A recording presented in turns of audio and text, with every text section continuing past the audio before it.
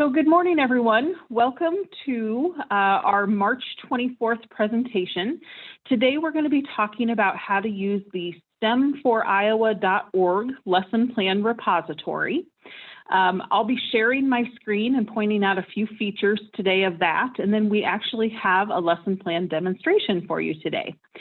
So before I do that, though, I do want to I do want to introduce you to a couple of the other members of our team.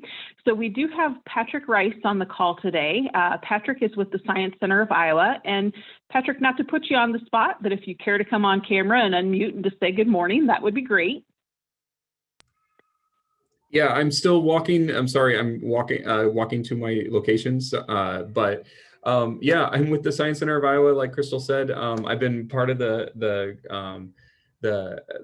group working on the DOS evaluation components for after school and out of school learning for several years, and just really excited to keep this work going. Yes, thank you. And then the other person that we have on the call today, which I saw she actually just exited, so I also wonder if perhaps she isn't moving locations at the time, is Jessica Shellhorn with Blank Park Zoo. And she will actually be providing a demonstration for us today. So, and it looks like she's just coming back in here. So we'll give her a moment to get connected as well.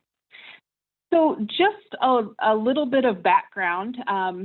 We received this partnership, which we refer to ourselves as the ALCP. So we are the Associated Learning Community Partner Group. We received some funding from the Million Girls Moonshot to be able to put this work together.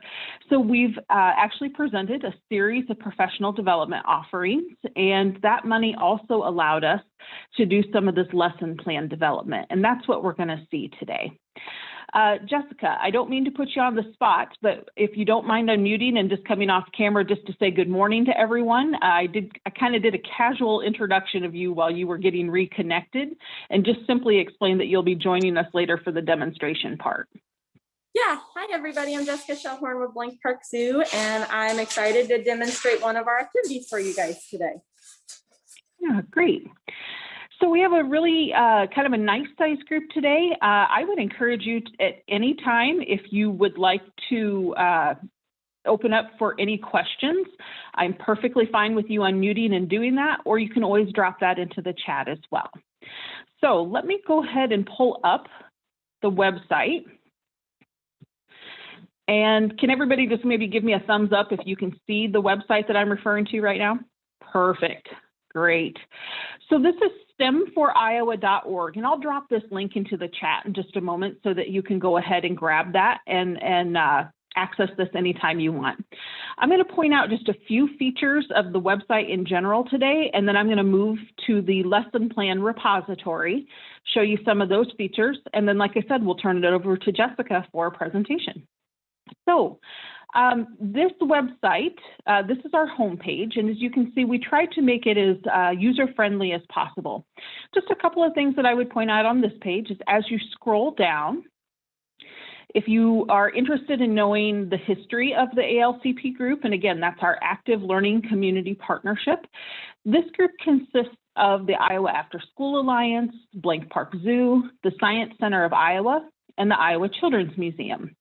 So we do represent kind of the Interstate 80 corridor, so to speak, but between those organizations, we actually serve all 99 counties in Iowa.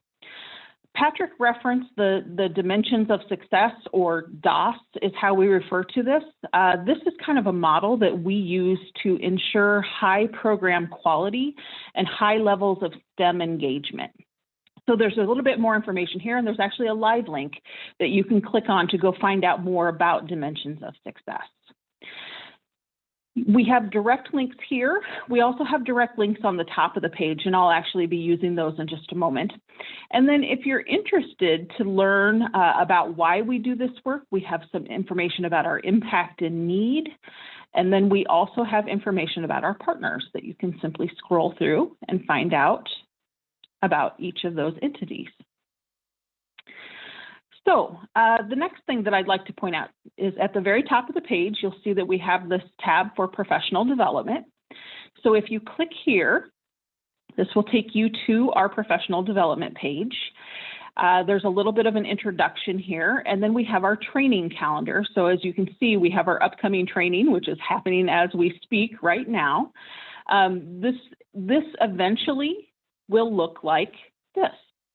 So if you happened to miss any of these trainings and you would still like an opportunity to watch the recording or to view the slide deck, you can always come here and look at this. Now, for those of you who are joining the call today to achieve that child care certification credit, I'm afraid watching recordings does not count towards those hours unless you talk to your people and get some type of an exemption or something like that. And then please feel free to reach out to me and I'm happy to figure out how that all looks. But each of these videos has been downloaded to a YouTube channel.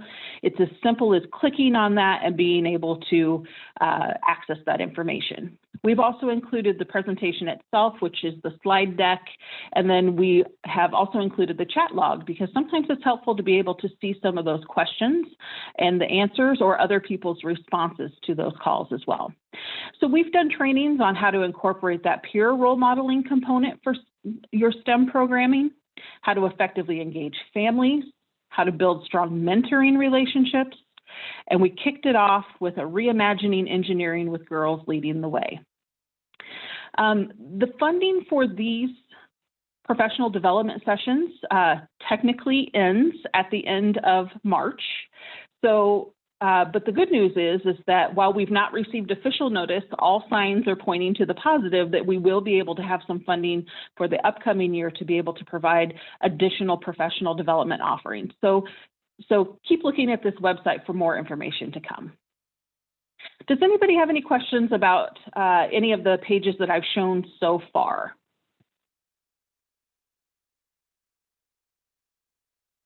Okay. The next page that I'd like to show you is the Million Girls Moonshot resource page. This page has a lot of information on it. It has a direct link for you to learn more about the Million Girls Moonshot, which the overarching goal of these funds is to engage more girls in STEM learning with the hopes of sparking interest in those girls so that they explore a STEM-related field later in their life. So it's a very interesting thing. We also have started a monthly newsletter, and you can see that we have December on here. I actually am making a note to make sure that we put our January and February newsletters on here as well. But the Iowa Million Girls Moonshot Minute is a newsletter that you can access through email. If that's interesting to you, you can reach out to me and I'll make sure that you get put on that email distribution list. But you can also come here to sign up for that list, or you can access past newsletters on this site. The newsletters have multiple links, lots of resources, information about funding, cool partnerships. They're really designed to be very informative. So look there for those types of materials. And then last but not least, I'm going to go to the final tab, which is our lesson plan repository. And I almost feel like we need to have a drum roll here because this kind of has been years in the making, so to speak. So the overarching goal, and Patrick or Jessica, I would invite you if you want to hop in here with additional commentary, I completely welcome that. The information on this lesson plan repository, when we started putting together the framework for this, what we were really hoping to do is to come up with something that would be very user-friendly, so that if you have a strong background in STEM, this makes perfect sense to you. But if you don't have a strong background in STEM and you're really just kind of looking for something to engage the youth that you're working with for a certain amount of time, you will be able to use this lesson plan repository with the same ease and finesse that, you know, Patrick and Jessica do in their daily work. So this is designed to be a searchable lesson plan repository. If you have an idea, you can see, oh, I don't know why my past things have populated that, but you can search for any number of STEM related words, so maybe robots or something like that, and that will help narrow down some of these. You can also search by STEM focus area. So if you click this arrow, it will tell you all of the categories that we either have or we will eventually have regarding these lesson plans. And I say that because you'll see that we have multiple lesson plans on the site today. This is going to continue to grow and develop over time as well. So again, flag this website in your favorites, because you'll want to come back and keep visiting this, because we'll be adding new content over the next several months. So if you'd like a lesson plan on animals, chemistry, engineering design, nature play with warmer weather coming up, that might be interesting to you. Maybe you're interested in something about space, or you're talking about the water cycle since it's so rainy and kind of dreary out right now. You can search by that STEM focus area and access those. And then you can also filter by age range. So again, for my in-home providers, I always kind of like to give you a little bit of a preemptive, maybe warning is not the word, but our work is very strongly geared towards school age youth. And I know many of you serve that 0 to 5 age range, but I would also have you note here that we do have some options for preschool as well. So Sarah and I were talking a little bit before the presentation today, and I kind of told her the exact same thing. And I said, but it was pointed out to me by an in-home provider that really, especially with this pandemic, many in-home providers are caring for school-age kids, of course, and they have had to maybe come up with some really creative ways to continue to engage that age of youth as well. So again, you'll see that we have preschool, grades kindergarten through 2nd grade, 3rd through 4th, 5th through 7th, and then we even have incorporated in kind of that high school or upper middle school age as well. All right, Patrick or Jessica, is there anything that you would add to kind of the beginning descriptors of this? I would just add that this is definitely a labor of love. And like Crystal said, has been many years in the making of having this repository. I say that not lightly, because I vividly remember talking with another member of our group in 2014 about having this repository of lesson plans available. So it's so, 7 years later, gratifying to finally see a really beautiful, professional looking website that has this information available. So yes, thank you for that. Okay, I did see that I got a chat notification, but as I'm sharing my screen, I'm unable to see what the comment in the chat was. Patrick or Jessica, do you mind unmuting and just sharing with me what that comment was?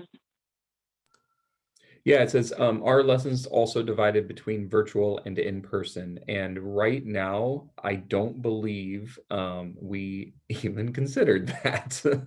Yeah. And it's crazy to think that a year later through this pandemic, we didn't even think about having a virtual component to the in-person. So that's an interesting take on how we can expand this for sure. Yes, absolutely. So thank you for that suggestion. We'll go ahead and consider that. I would say that one thing that we did do is we did identify whether this was an indoor activity or an outdoor activity. And again, that could be really important when you're working with youth. So I want to point out a few features regarding the lesson plan, and I'm just going to choose this top row for now, simply because it's there and we can use it as a general model. Right out of the gate, you'll see the name of the lesson plan here, and then the age group. There's a quick, very, very quick synopsis of what this lesson plan's goal is. Next, you'll find the STEM focus area. So you can see that this one is the Bird Beak Buffet for grades K through 2, and it's in the topic of ecology. This lesson will take you about 45 minutes. Again, it's for grades K through 2. It can be done indoor or outdoor. And then if you're interested in that, you can click this Learn More button. And it will take you to the lesson plan. So right out of the gate at the top, if you want to go back, you're like, oh, this isn't what I want, click on this arrow to go back to view all the lesson plans. But each of our lesson plans is designed in this very similar format. So again, your title, your learning goals, some of your really basic information. We include a class size, and this is a little bit left to your discretion. Whether it's a small group or a large group, you'll have to kind of determine what that means for your individual site, your STEM focus area. And then we start with this guiding question. So what is the question that we want to explore, or the problem or challenge to solve? And you can see that we have a couple of responses connected to this particular lesson plan there. We also want to tell you what the youth will be doing in this lesson plan. We've included a facilitator checklist for establishing your learning environment. So you can see, we have some checks or X's here of what we're going to be focusing on. And then we move into preparation. So each of our lessons, we have tried to make a literacy connection to each of the lessons, because a lot of times it's very beneficial if you can start with a book and get kids interested in a topic and then dive into the lesson from there. So you can see that we have 3 choices for this particular lesson plan with the authors, and those, again, you can check these are available on Amazon, but you can also check your local library. You might even be able to find a YouTube video of somebody reading these books, or perhaps even a short, graphic or something of that nature that could be provided. We have our material list, and for this particular lesson, we've even taken it a step further to identify how you might consider setting up those stations for maximum impact. And we have a note here that, again, you'll want to make sure that you have enough tools for these. So as you're exploring these too, you're going to want to consider, do I have the materials? Do I need to get the materials? How can I be planful in that? We have a link where you can download the photos of the birds. So I am going to click on that real quick just so you can see again. So here are things that you can access and print out for your lesson. So there's that. And then we move into what the room will look like, what content will be covered, how you can incorporate inquiry into the lesson. And these are all features of Dimensions of Success. So these are DOS features, so that leads to that high quality lesson plan. Each of our sections includes these facilitator checklists for, again, we have learning environment, preparation. You'll see other components along the way here. So, for this particular one regarding organization, so I practiced the activity or technology use. I prepared the materials. Again, have I done that? You can give that a quick check, so to speak.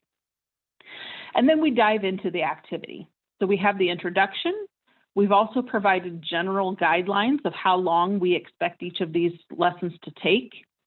We have additional downloads. So for example, here's a chart that you'll want to consider accessing for the lesson.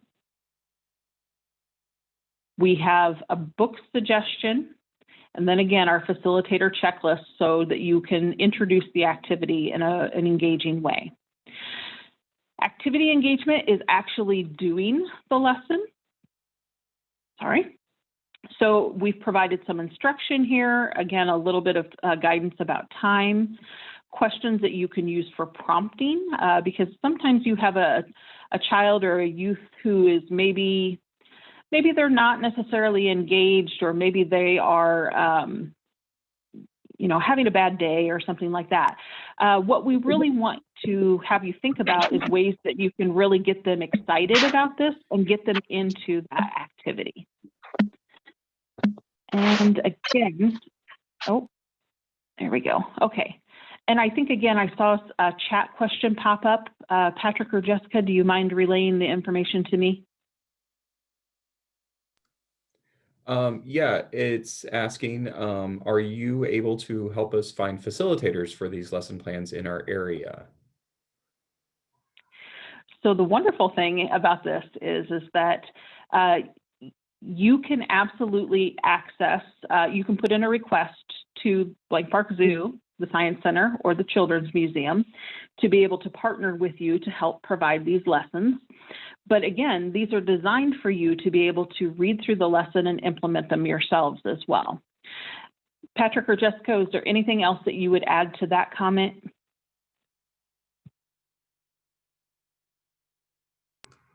No, I would just say that I know that I've lived in the northwest section of the state, and I was able to make a lot of contacts specific to that area. So I don't know if me sitting in Des Moines would be the best person to list. Here's some contacts for facilitators in your specific area. You may know more people, even people that are not necessarily in the profession, that would be able to assist with these topics as well. Yeah, that's a great point too. And again, that's something that, especially within my role at the Iowa After School Alliance, I am all about making connections. So if you are in need of assistance, we can certainly explore that. Oh, and all of a sudden I can pull the chat up again here. So, okay, I think we asked those. Great. Okay. The last section of the lesson plan is final reflection and relevance. And again, we always want to be sure that we're including time to allow the youth to think about what they're doing. It's the hands-on learning, but we also want minds-on learning. So here in this particular situation, she's bringing the youth back together for a large group discussion. She's going to be asking some of these questions to allow youth the ability to reflect about what they were doing. There's additional instructions here. And then again, we have that checklist of how to make sure that we're doing this efficiently and correctly. We've also included sections for supplemental resources. So these are activities that you can use to extend the lesson. So you did this and the kids loved it and they don't want the fun to end. Here's some great video links that you can use to demonstrate some of the lessons that were learned. Or here's a reference document that you can go to, and so on and so forth. We also have the additional link for the photos of the birds down here. And then if you do, maybe you're a little bit more old school like I am sometimes, and I like to have that pen and paper, you can certainly click this button here and it will download the entire lesson plan for you. So, and again, this comes up as a PDF that you can print then. So questions about this?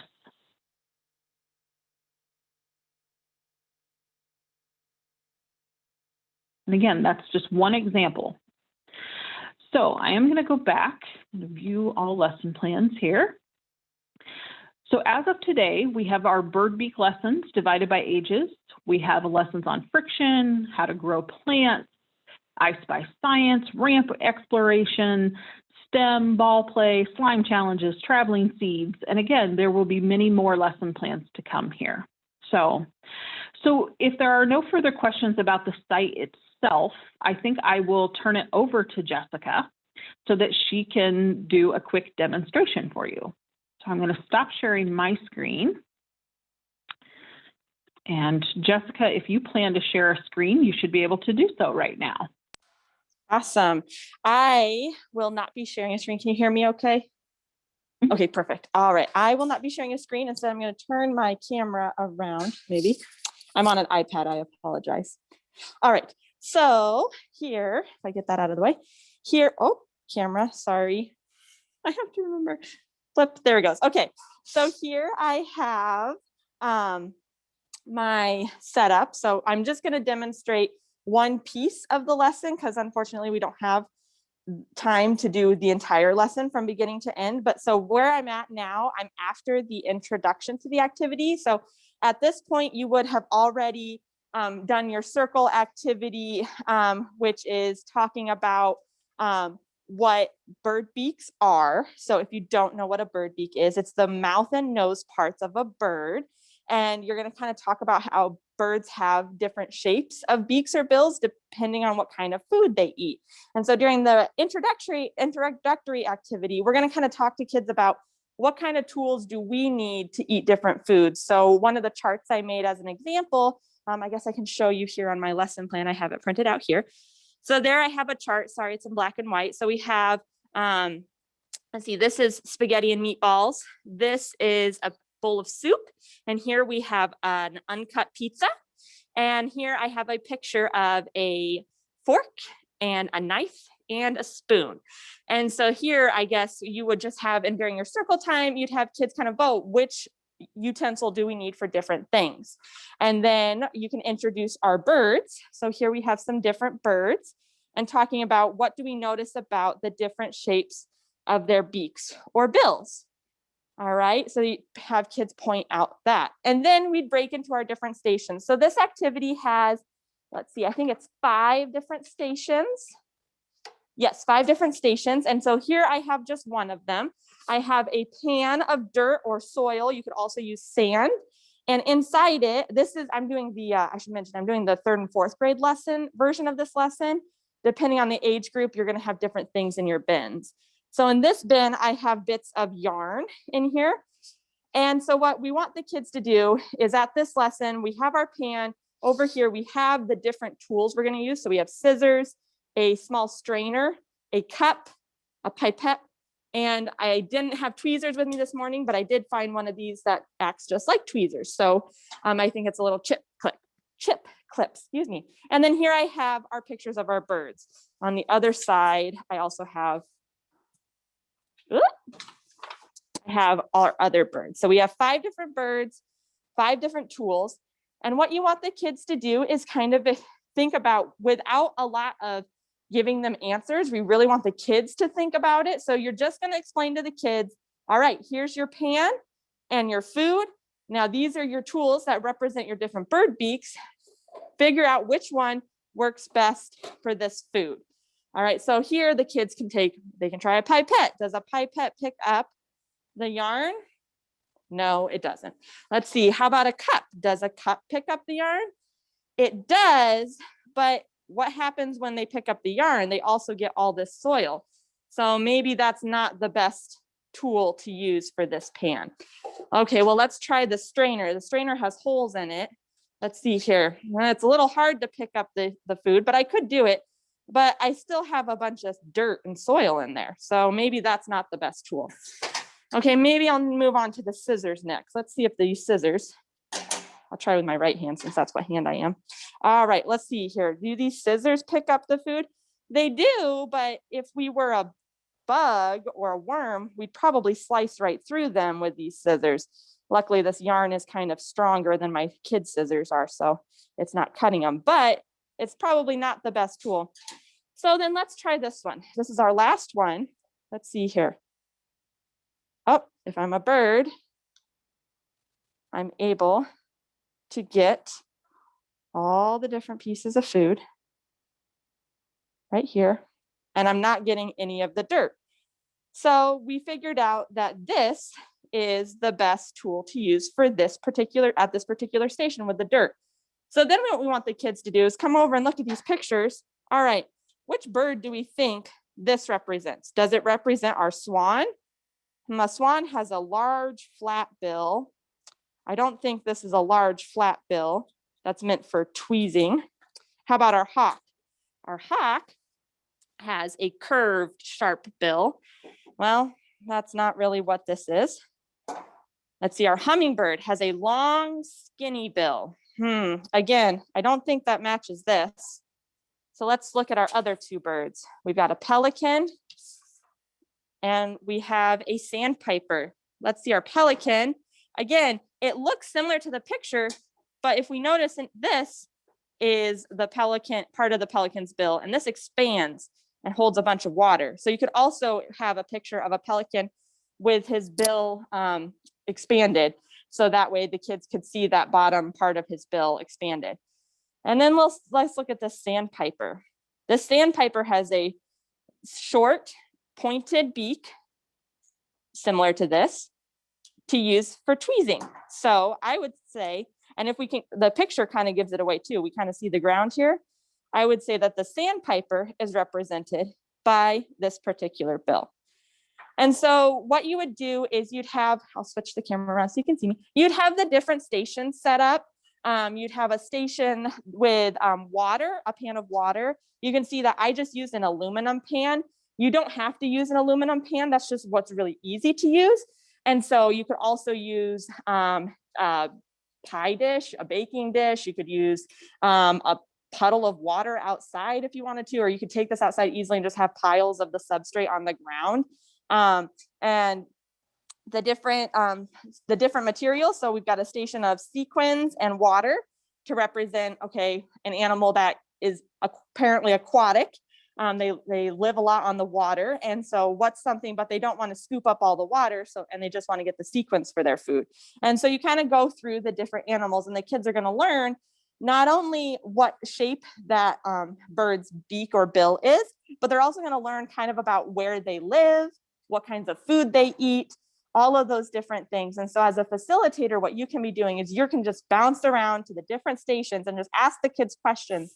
And in our lesson plans in that inquiry section that Crystal pointed out, those are a lot of question prompts that we've provided you, like what tool works best at the station? What bird do you think this tool represents? So all open-ended questions, because what you want to avoid to keep their minds on part of the STEM lesson is yes or no questions. So just kind of thinking about ways to get them to be thinking and using their minds. So of course, as a way to wrap this up, you can kind of talk about more birds. A really good one that we don't represent in these stations would be like a parrot.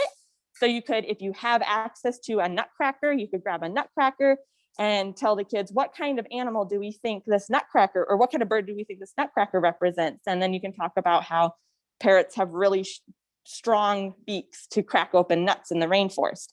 And then of course, a really great way to extend this activity would be to set up bird feeders outside and have the kids observe birds. You can see, okay, what kind of bill or beak does this bird have? What birds do we most often see coming to this bird seed? What happens if we put different bird seed out there?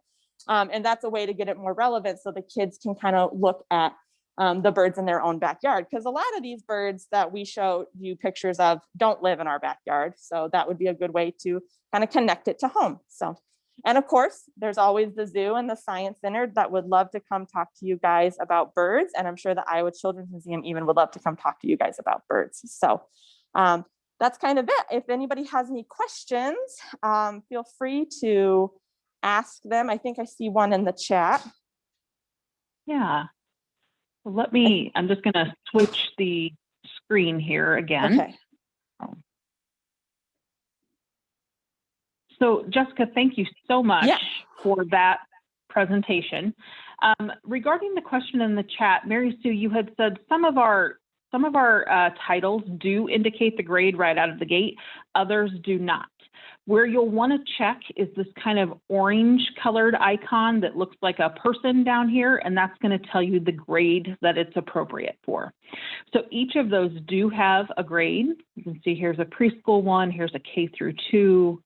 Thought I had a 5-7 here.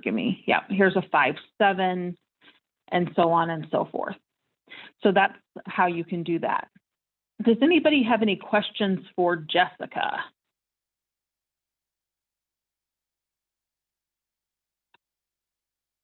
Okay, so let me. I have a question. Could you use you had like the pipette and the strainer and the cup and so on.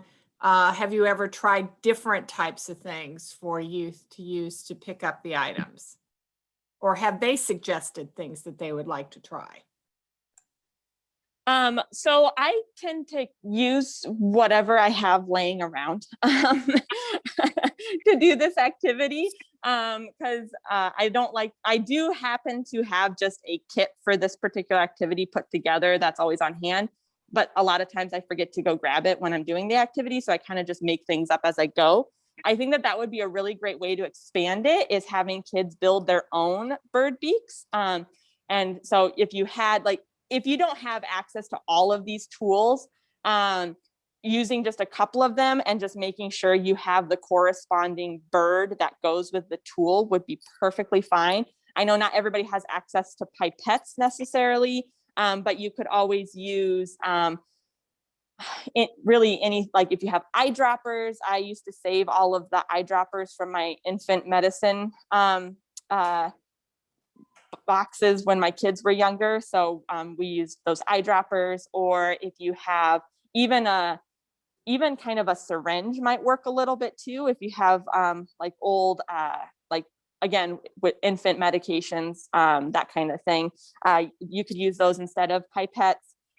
For strainers, I think it'd be really cool to have, like, give kids pictures of what the beak is supposed to be, or the tool is supposed to be, and having the kids build their own version of it. So if you don't have a strainer at home, you could show them a picture of a strainer and say, okay, can you build, like, provide them with materials such as a cup, or a cup with maybe some aluminum foil that they can punch holes in, or cardboard even would kind of work. Not for very long, but it could work for a while. So it kind of giving the kids that. A coffee filter could work too. Giving the kids, like, the pictures of, okay, now build your tool that matches, that could act similar to this tool that we have a picture of if you don't have access. Does that make sense?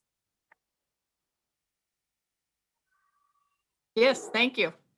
And Mary Sue, I would just add also, like, that your last comment of could the kids or could the youth decide what tools to use, I think is a great way to expand that youth voice even before the activity even begins. You can talk about show images of the different birds and have, like, basically guide them. And it's like, okay, what does this bird beak remind you of? What's an item that you're familiar with already that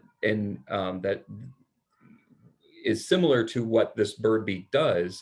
And they may actually provide the answer of saying, oh, it looks like probably not a strainer or a colander, but they may get to something that resembles that. Or even, I'm thinking of the cup. They may actually say a bucket or a cup or something, or a smaller version of a bucket. What's a smaller version? So you can give them that opportunity for them to get to those items and make it feel like they are deciding what those items are. You may get surprised by some of the things that they come up with. So you might have to kind of guide them a little bit with that. But I think that that's a great way of incorporating that youth voice component of the Dimensions of Success evaluation tool to embed into the program before it even starts. Absolutely. Thank you. And Brenda, thank you for the tip in the chat about pharmacies may be willing to donate medicine droppers if you explained what you're doing. Again, use your community resources. Those can be very valuable. Just to add on to that real quick, Crystal, just to add on to what Patrick was saying, that's also one way to provide relevance for the kids, which is a really important part of DOS is, okay, birds have different kinds of beaks. Why do we care? Kind of thing. So that's a good way to provide relevance of the kids coming up with their own tools, because you can talk about how many tools we have that were inspired by nature and inspired by animals. So for example, what does a woodpecker's bill behaviors remind us of? It's drilling into something. What's something we have that can drill holes into something? And talking about, impact drills, impact drivers, like those kinds of things. What's the one that the construction workers use to pound into the ground? All those different tools that we have that could have been inspired by someone walking down the street and seeing a woodpecker and going, oh, that would be really useful to be able to do. Great, thank you. So as promised, I'm going to drop the link of the website directly to the lesson plan repository in the chat for anybody who is interested in that. Again, you can grab that, make it a favorite on your toolbar. Please visit often. And we'd also love to hear if you're implementing some of these lesson plans. I would be interested in knowing, did you find this easy to do? Was there maybe a little bit of a glitch? Because we're always looking for ways to improve as well. So that's something that you can communicate with me about. I actually will pop my email into the chat as well. So you can go ahead and grab that too if you'd like. And again, we'll open it up for some final questions here as we move towards wrapping up today's presentation. So any other final thoughts or questions today?